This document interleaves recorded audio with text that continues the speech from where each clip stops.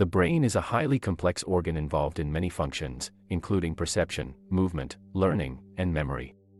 In addition, the brain can adapt and change in response to new experiences and environments, a process known as neuroplasticity.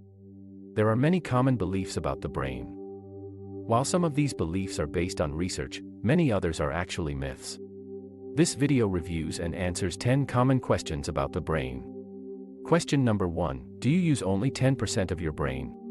It is a myth that we only use 10% of our brains. Most of the brain is active almost all the time, and all parts of the brain have essential functions. While it is true that some areas of the brain are more active than others at any given time, this does not mean that the other areas are not being used. There is no evidence to support the idea that we only use a small fraction of our brain power. In reality, the brain is a highly complex organ involved in many functions, including perception, movement, learning, and memory. All parts of the brain work together to help us think, feel, and act in the world. It is not uncommon for people to believe this myth, but it is important to recognize that it is not based on scientific fact. Our brains are constantly working and adapting to help us navigate the world.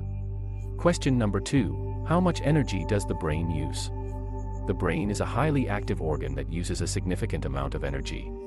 Despite comprising only about 2% of a person's body weight, the brain uses about 20% of the body's energy. This high energy demand is necessary to support the brain's functions, which include processing information, controlling movement, and regulating bodily functions. The brain uses a variety of nutrients, including glucose and oxygen, to produce the energy it needs to function. These nutrients are delivered to the brain through the bloodstream and used by brain cells to produce adenosine triphosphate, the body's primary energy source. In addition to its high energy demand, the brain is also sensitive to changes in its energy supply. For example, a lack of glucose or oxygen can impair brain function and damage. Therefore, ensuring that the brain has a sufficient and steady supply of nutrients is essential for optimal brain health. Question number 3. Is there such a thing as being left-brained or right-brained? The idea that people are either left-brained or right-brained is a widespread belief, but it is not supported by scientific evidence. While it is true that some regions of the brain are responsible for specific functions, such as language and logic in the left hemisphere and spatial awareness and creativity in the right hemisphere, it is not accurate to say that one hemisphere is more dominant in all people. The brain is a highly complex organ involved in a wide range of functions, and all parts of the brain work together to help us think, feel, and act in the world. Therefore, it is impossible to classify people as being either left-brained or right-brained, as the two hemispheres of the brain work together to perform all functions. Question number 4. Does alcohol kill your brain cells? Alcohol can negatively affect the brain, but it does not necessarily kill brain cells. However, heavy alcohol use has been shown to cause changes in the brain, such as shrinkage of specific brain areas and changes in brain chemistry. These changes can lead to problems with cognition, such as difficulty with learning and memory. However, some of these changes may be reversible with abstinence from alcohol. It is important to note that alcohol can be toxic to cells in the body, including brain cells. Drinking large amounts of alcohol over a short period can lead to acute alcohol poisoning, which can be life-threatening. Chronic heavy alcohol use can also increase the risk of developing alcohol-related brain damage. However, it is not accurate to say that alcohol necessarily kills brain cells. More research is needed to understand the full effects of alcohol on the brain and how these effects may be reversible or permanent. Question number 5. Does yawning help the brain cool down? There is a common belief that yawning helps to cool down the brain, but the scientific evidence for this is limited. Some studies have suggested that yawning may increase blood flow to the brain and help to regulate its temperature, but more research is needed to confirm this. One study found that people are more likely to yawn when the temperature of the environment is high, which supports the idea that yawning may have a cooling effect on the brain. However, other studies have not found a correlation between yawning and brain temperature or blood flow.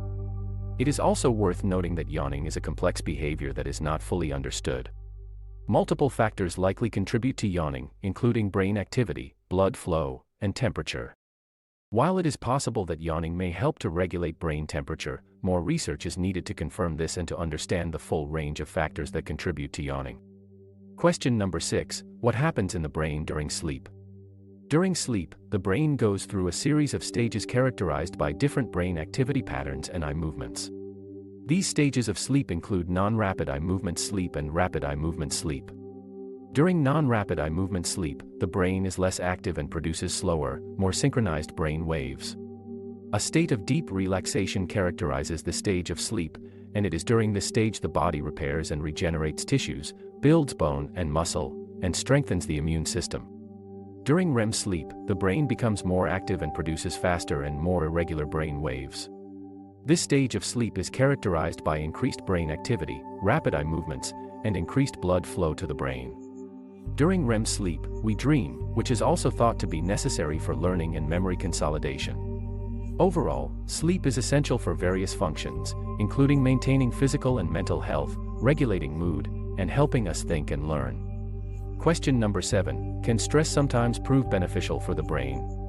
While excessive stress can negatively affect the brain and overall health, some research suggests that moderate stress levels may benefit the brain. For example, stress can stimulate the production of neurotransmitters such as dopamine and norepinephrine, which are involved in learning and memory.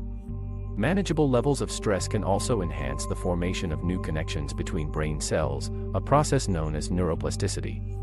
In addition, a manageable stress level can motivate us to perform at our best and help us stay focused and alert.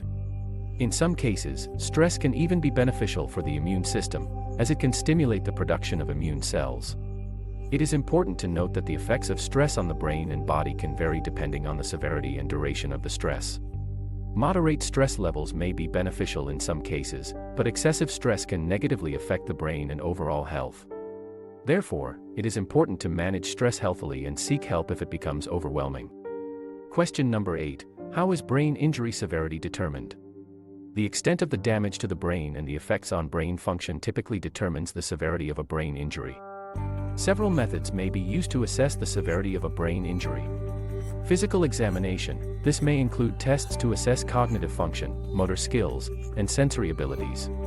Imaging tests. These may include CT scans or MRI scans, which can provide detailed images of the brain and help to identify areas of injury or damage. Neurological assessments. These may include tests to assess reflexes, muscle strength, and coordination. Neuropsychological testing. This may include tests to assess memory, attention, problem solving, and other cognitive functions. In general, the severity of a brain injury is classified as mild, moderate, or severe based on the extent of the damage and the effects on brain function. Mild brain injuries may cause temporary symptoms, while moderate or severe injuries may cause more serious and long-lasting effects. It is important to note that the severity of a brain injury can be difficult to determine, as the effects on brain function may not be immediately apparent. In addition, the severity of a brain injury may also change over time as the brain attempts to repair itself. Question number 9. Does a brain injury affect hormones? Brain injuries can affect the production and regulation of hormones in the body. This is because the brain plays a central role in producing and regulating hormones, and damage to the brain can disrupt these processes.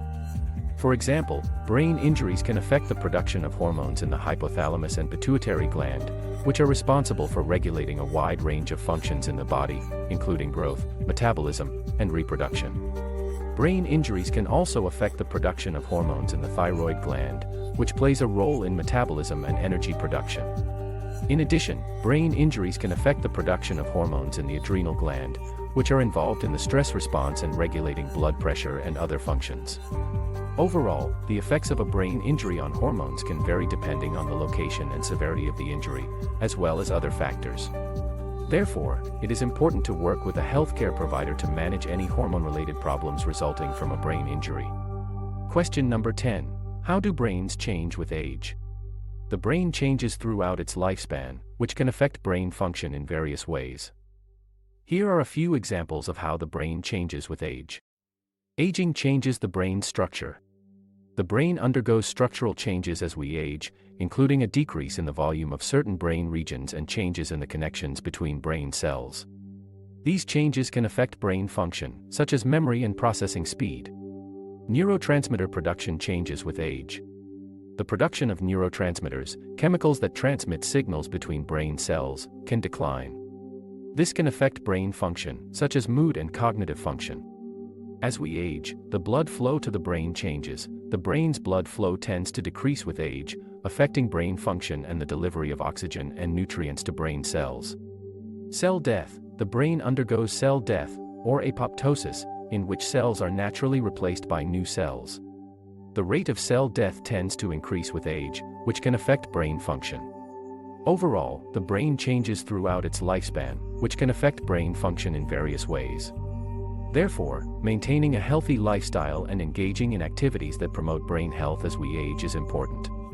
Question number 11. Can the brain learn through subliminal messages? Subliminal messages are stimuli below the threshold of conscious awareness, meaning that the individual does not perceive them. The idea behind subliminal learning is that these messages can influence an individual's behavior or cognition without the person being aware of it. There is little scientific evidence to support the idea that subliminal messages can be used to effectively learn or change behavior. While some research has suggested that subliminal messages may have a small effect on certain behaviors, such as increasing the likelihood of purchasing a product, the effects are typically small and may not be reliable. In addition, using subliminal messages to influence behavior raises ethical concerns, as it involves attempting to influence someone's behavior without their knowledge or consent. Overall, it is not clear that subliminal messages can be used to effectively learn or change behavior. More research is needed to fully understand the potential effects of subliminal messages on cognition and behavior. Takeaway. Hope the answers to these brain questions helps dispel some of the myth about the brain. This knowledge can be used to understand how your brain works, and I hope you use this knowledge to take care of your brain. Thanks for watching, and please make sure to comment below.